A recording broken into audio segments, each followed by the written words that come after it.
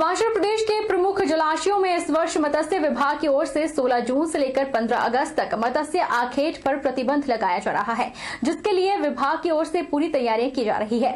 विभाग के अधिकारियों के मुताबिक जून और जुलाई माह में मछलियां प्रजनन कर अंडे देती है और नया बीज भी डाला जाता है, इसलिए जून, जुलाई और अगस्त महीने में मत्स्य आखेट पर प्रतिबंध रहेगा। हिमाचल प्रदेश के प्रमुख जलाशयों गोविंद सागर झील, Pong dam, Chamera project, NTPC, Kol dam में अधिकतर मत्स्य उत्पादन होता है। हजारों परिवार अपनी आजीविका के लिए इन जलाशयों पर निर्भर है, जहां से यह परिवार मत्स्य मछली के कारोबार से जुड़े हैं। विभाग द्वारा मछलियों के अवैध शिकार पर नजर रखने के लिए अधिकारियों की तैनाती कर दी गई है। उधर मत्स्य विभाग के निदेशक सतपाल मेहता ने बताया कि विभाग द्वारा इस वर्ष से 16 जून से लेकर 15 अगस्त तक पूरे प्रदेश के प्रमुख जलाशयों में मत्स्य आखेट पर प्रतिबंध लगाया जा रहा है, क्योंकि इससे पहले 1 जून से लेकर 31 जुलाई तक मत्स्य आखेट पर प्रतिबंध लगाया गया था। इस वर्ष सरकार द्वारा मत्स्य अधिनियम 1989 को बदलकर मत्स्य अधिनियम 2020 को लागू किया गया है। विभाग द्वारा प्रतिबंध को लेकर पूरी तैयारियां कर ली गई है और अधिकारियों की तैनाती कर दी गई है। इस दौरान गोविंद सागर झील, पौंग डैम, चमेरा प्रोजेक्ट और एनटीपीसी कोल डैम में मत्स्य आखेट पर प्रतिबंध रहेगा।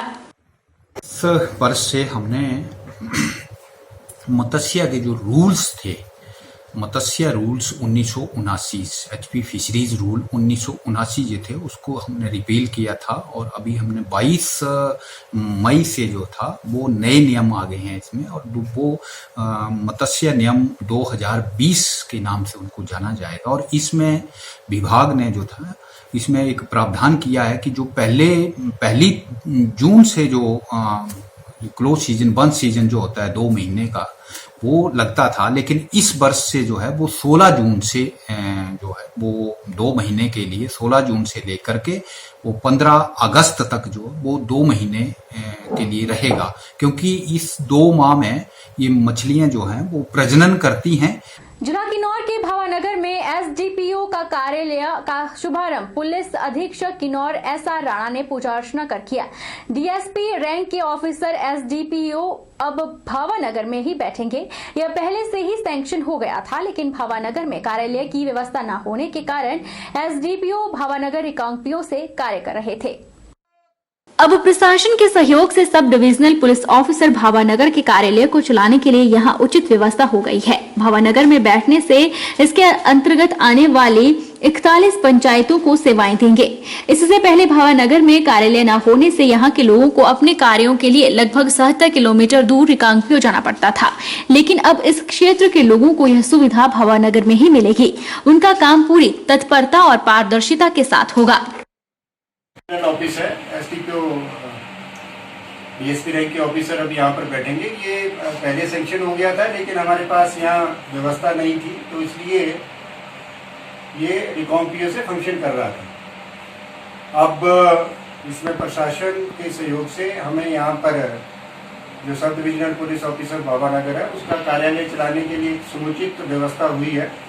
और अब यहाँ पर आपके डीएसपी रैंक के ऑफिसर है वो यहीं पर बैठेंगे और यहीं से परमानेंट फंक्शन करेंगे। जिला किन्नौर के जेएसडब्ल्यू परियोजना परिसर शोलतू टापरी में कोरोना वायरस को लेकर पूरे एरिया को सैनिटाइज किया गया। Safety hand JSW Nitin Gupta की अगुवाई में जेएसडब्ल्यू कंपनी परिसर की दुकानों, रिहायशी मकानों, वाहनों और करछम चौकी सहित कई अन्य स्थानों पर सैनिटाइज किया गया। उन्होंने कंपनी के सभी कर्मचारियों और स्थानीय लोगों को सोशल डिस्टेंसिंग को बनाए रखने के बारे में भी आह्वान किया।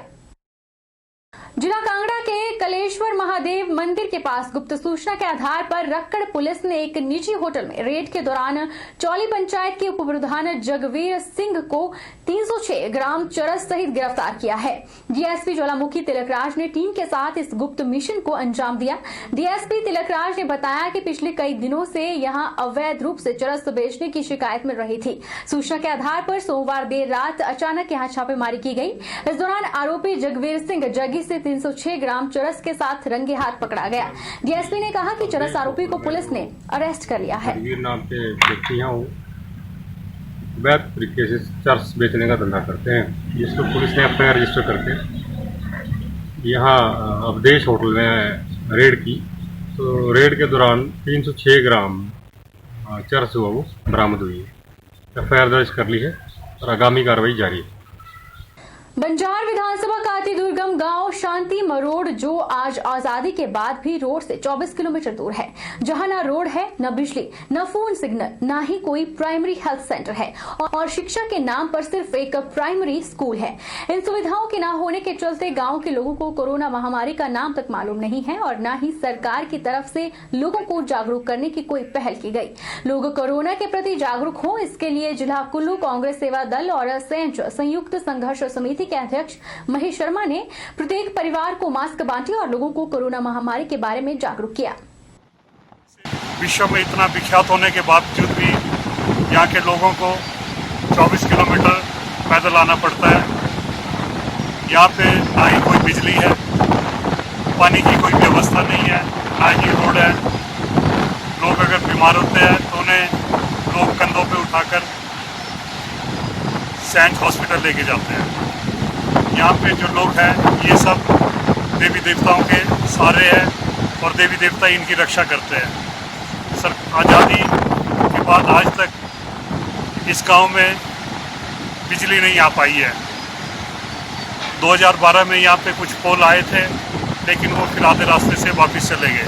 सरकार से आग्रह करते हैं कि जल्द से जल्द इन बिजली के खंभों को खड़ा किया जाए, यहाँ के लोगों को बिजली की व्यवस्था की जाए और इस स्थान के लिए कम से कम एम्बुलेंस रोड की सुविधा हो, ताकि लोगों को कोई जो बीमार होते हैं, बच्चे होते हैं, बुजुर्ग हैं, उन्हें ये एम्बुलेंस या गाड़ियों में हॉस्पिटल तक पहुंचाए। उपमंडल ददाहू सिविल हॉस्पिटल के बाहर कचरे के ढेर लगे हुए हैं। इस कचरे को आने जाने वाले अपने पांव से धकेल रहे हैं। संदीप शर्मा ने बताया कि ददाहू और चुली क्षेत्र की बहुत ही खस्ता हालत है। उन्होंने कहा कि वे नगर परिषद को कचरे के उठाने के लिए महीने के 100 रुपए देते हैं, लेकिन सफाई के नाम पर यहाँ जीरो है।